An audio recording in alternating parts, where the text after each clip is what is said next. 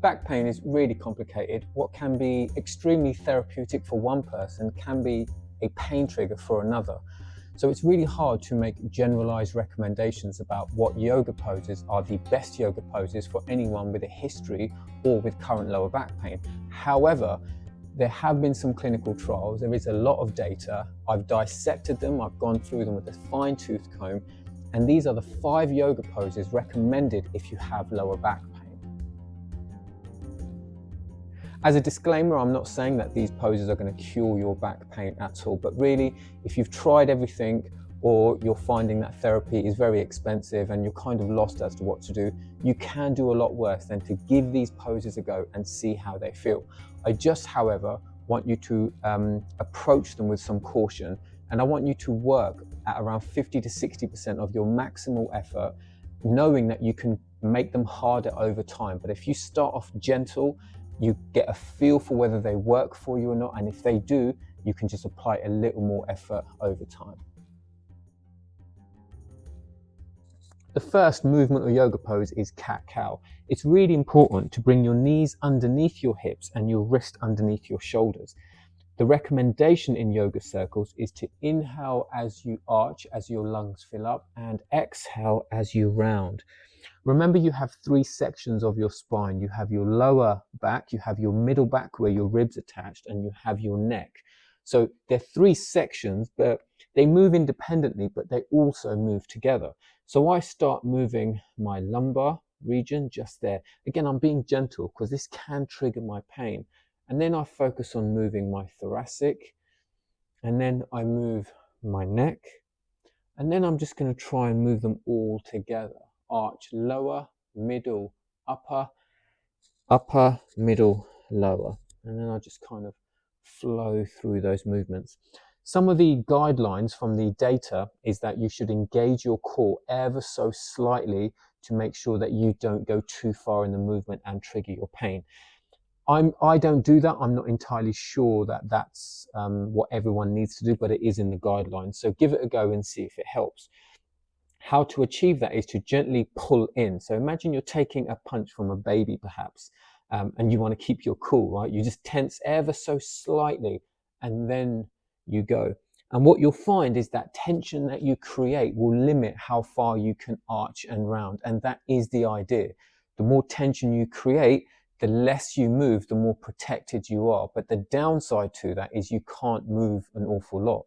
You have to take it for what it is, a general guideline. It doesn't mean that this is what you need to do. I certainly don't take the punch. And the final guideline, which is pretty universal, is your wrists need to be over, shoulders over wrists, knees over hips. It just keeps you in a much, much better position. I would do this for around 60 to 90 seconds.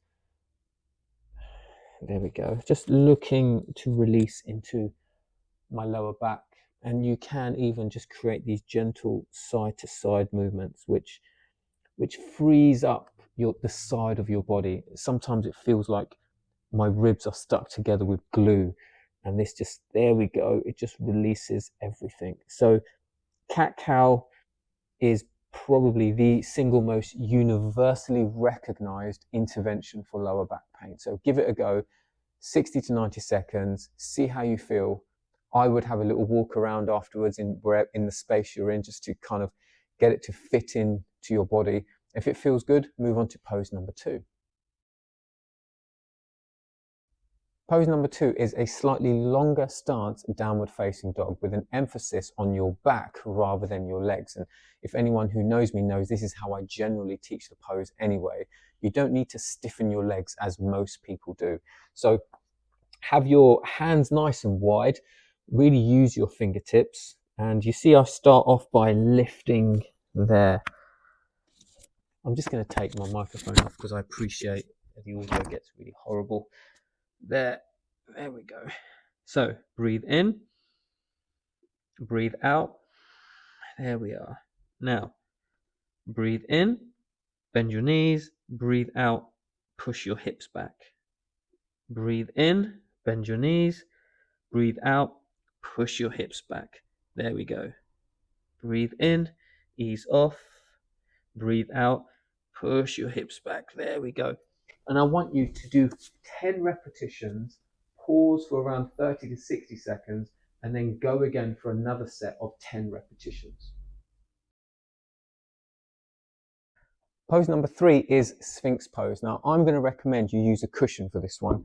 Place a cushion down on the floor and rest your pelvis and groin. There we go. And then come into your Sphinx. See, that feels so therapeutic.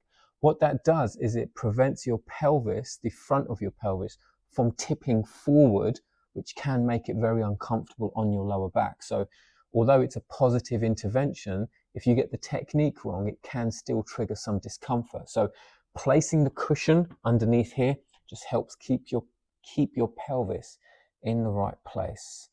Now I'm just going to breathe here slowly in and out of the nose. What you do with your legs is entirely up to you, dependent on what your comfort level is. Because I can suffer in this pose, I find that if I bring my legs together with my feet hooked over, that there just feels incredible. But I know other people who suffer as well, who have their feet wide there. There's no right or wrong. You just have to have the confidence to experiment and have to know that you're really trying to listen to what your body's telling you. I would stay here for 60 seconds, ease off, have a little breather, and then I would do that again if I felt like that was, a good stimulus for my lower back. And how do you know it's a good stimulus? Well, it doesn't hurt and it doesn't make you cry. Pose number 4 is child's pose. You've seen me do this before if you follow the channel. The idea is to create a more resting place for your lower back rather than making it a reach which stretches your lats. I would bring my hands out in front.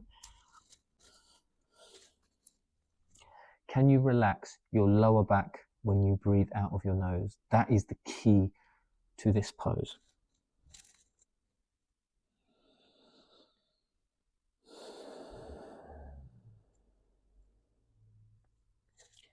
You can also create variations of this by reaching for the top left-hand corner of the mat with your right hand, and then reaching for the top right-hand corner of your mat with your left hand.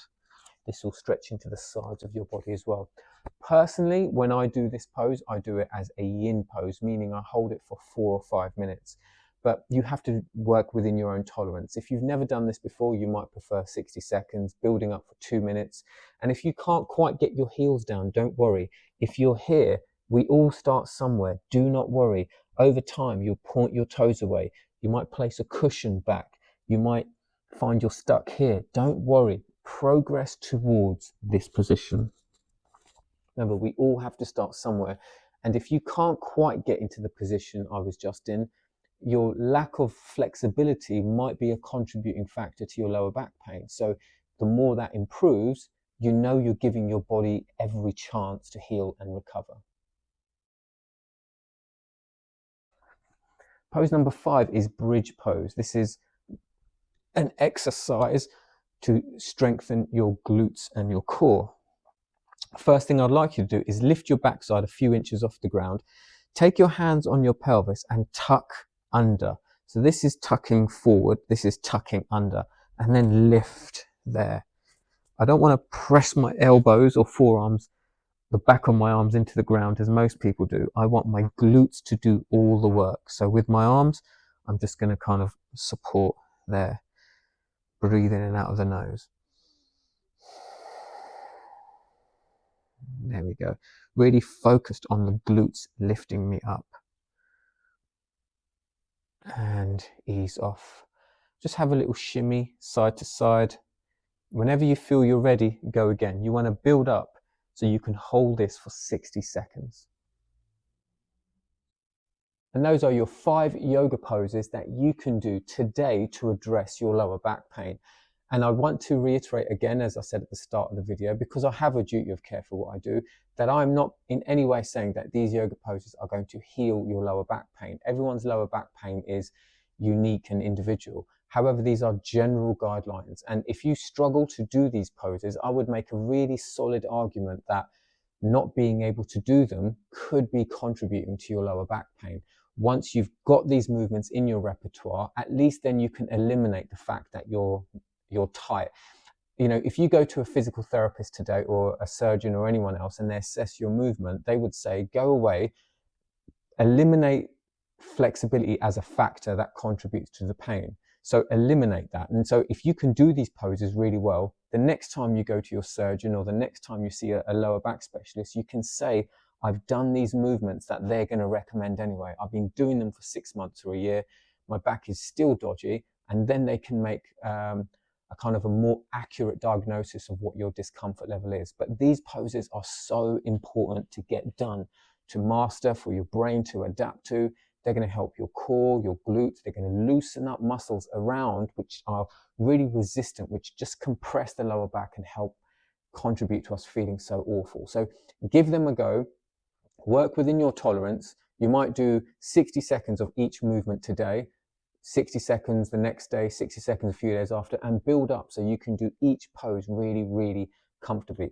You should do these poses the way a bodybuilder does squats, deadlift, and pull-ups. And you'd think they're bored of doing it, but they're not. It's just part of who they are. They've got better and better and more efficient at doing that. You should be exactly the same when you're doing these exercises for lower back pain. Make them such a part of your routine that is just ingrained in you. So wherever you are, you know, if all you need is a mat, you've got your yoga poses, and you are on your way to addressing your lower back pain, and you are on your way to feeling so much better. Don't forget to follow, subscribe, you know, all that stuff that everyone says in every video.